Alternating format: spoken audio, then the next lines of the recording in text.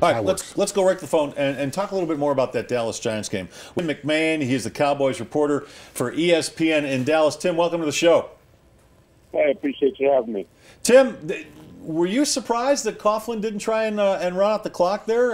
Did it feel like a gift for the Cowboys, the team you cover?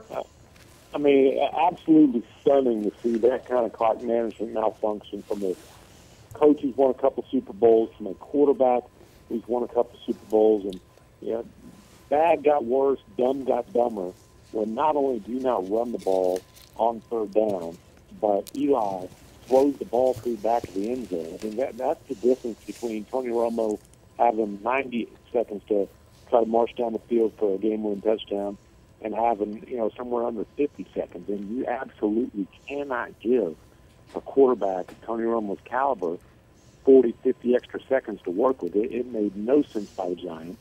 Now it comes out they actually told Rashad Jennings not to score on the previous two plays. I mean, this is really, it's Pee-wee level clock management by the Giants and Pro Bowl level work by Tony Romo after he got that gift.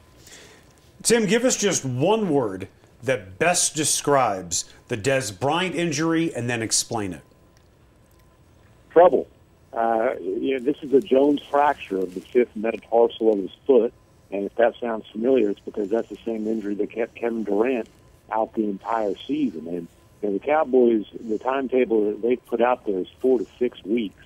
That seems to be awfully optimistic. 6 weeks, perhaps a possibility, but obviously whenever you're putting a screw in a guy's foot, there can be complications, as was the case with Kevin Durant. Now, different athlete, clearly, different sport, different circumstances. But I think that if Dez Bryant is back on the field in 6 weeks, that would be a very good deal for the Cowboys. And in the meantime, they've got to figure out how to move forward without not just Dez Bryant, who led the NFL with 16 touchdown catches last year, but without the NFL's leading rusher, who they will see this week in Philadelphia, and that obviously being DeMarco Murray. So their two primary playmakers from last year's offense are gone for good and gone for what seems to be at least a month and a half. You talked about the Cowboys missing Dez Bryant for possibly a month and a half. I've always contended that Dez Bryant is the explosive guy on the outside, but Jason Witten is really Tony Romo's security blanket. And he showed that at the touchdown, the game-winning touchdown yesterday. Talk about that relationship between those guys and how Jason Witten is going to be a bigger factor with Dez Bryant being out. Yeah, and Witten had kind of, I don't want to say faded into the background, but taken more of a secondary role over the last few years. Last year was the first time that he had fewer than 100 targets since Tony Romo had become the starter, and even before that. So clearly Dez Bryant had become the focal point of the passing game, and now that shifts. It shifts back to Jason Witten. And then, they've got Terrence Williams is a nice complementary receiver, more of a big play guy. He's going to have to prove that he can be a guy who moves the chains consistently. Cole Beasley, a good slot receiver. He's going to have to step up. I think Gavin Escobar, who they spent a second-round pick to be a number 2 tight end, spent that second-round pick on him a few years ago. They've got to get something out of him here during these next 6 weeks or whatever the time span might be. And they might very well pick up a wide receiver off the street. And, as Tony Romo said last night, it's his job to help these receivers elevate their games. And, they're looking for this year's version of LaRon Robinson. That was a guy they picked up off the streets at this time a few years ago, and then at the end of the season he had 11 touchdown catches. I don't know if they'll be able to get that lucky again, but being great quarterbacks make average receivers look good, and that's what Tony Romo's job is right now. Tim, you've covered football a long time, and you've seen games where the better team doesn't always win, and the team that really isn't very good might get a little lucky. Were the Cowboys last night the better team, or was Coughlin's gaffe the only reason why they won that game? Well, the Cowboys are the better team, and it was an absolute I mean, they screwed that game up so many ways for the Giants to be leading late in the game. I mean, you look at the end of the first half, where the Cowboys donate 10 points to the Giants in the final minute. I mean, look at how the Giants score their points, where they get 17 points directly off of turnovers.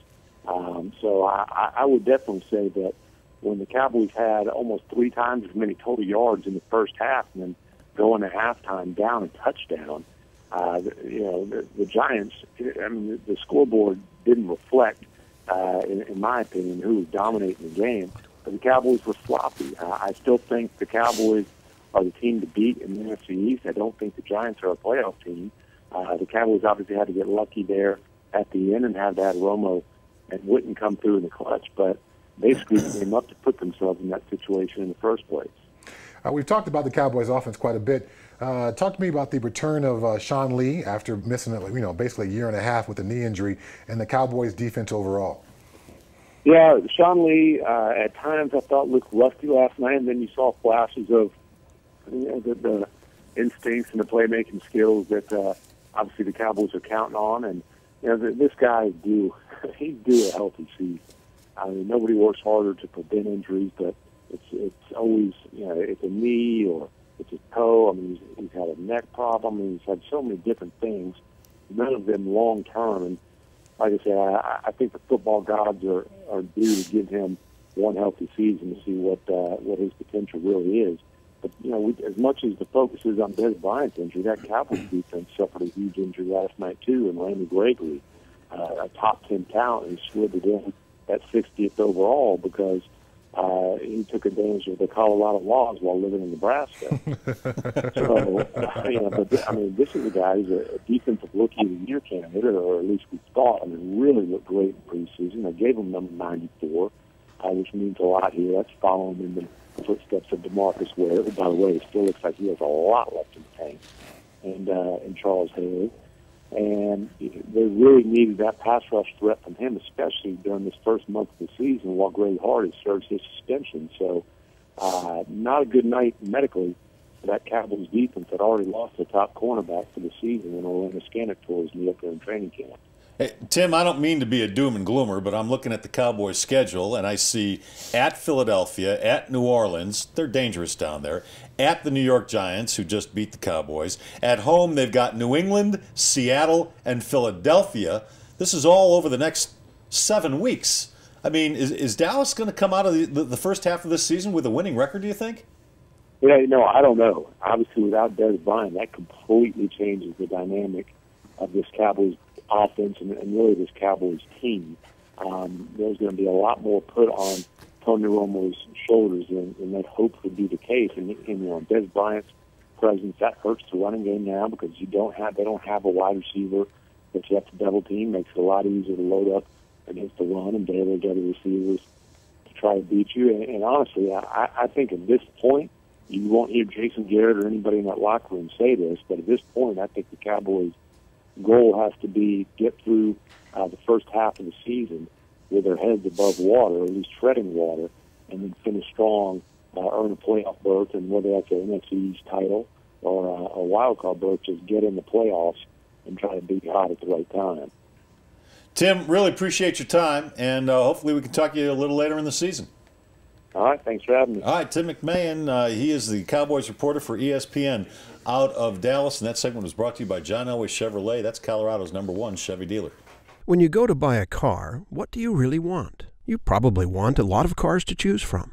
And you want the dealership's best price. Not some starting price or target price, the best price. And you want it immediately, not after hours of negotiating. And you want a salesperson who doesn't get paid more if you spend more. Because, well, you don't want to spend more.